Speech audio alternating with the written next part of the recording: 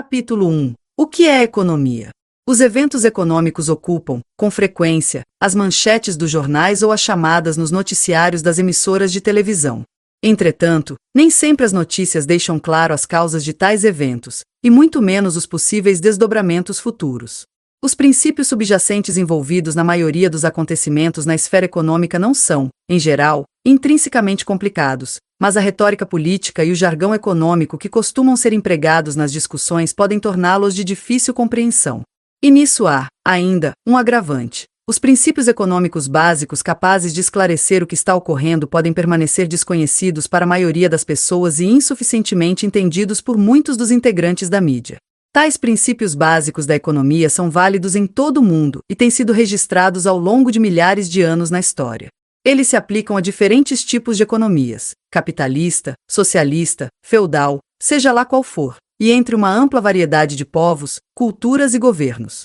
Políticas que ocasionaram aumento dos níveis de preços sob Alexandre, o Grande, fizeram o mesmo na América, milhares de anos mais tarde. A legislação sobre aluguéis levou a um conjunto muito semelhante de consequências no Cairo, Hong Kong, Estocolmo, Melbourne e Nova York. E, na Índia e nos países da União Europeia, as políticas agrícolas têm muitos pontos em comum. No processo de compreensão da economia, é preciso definir com exatidão o que economia significa.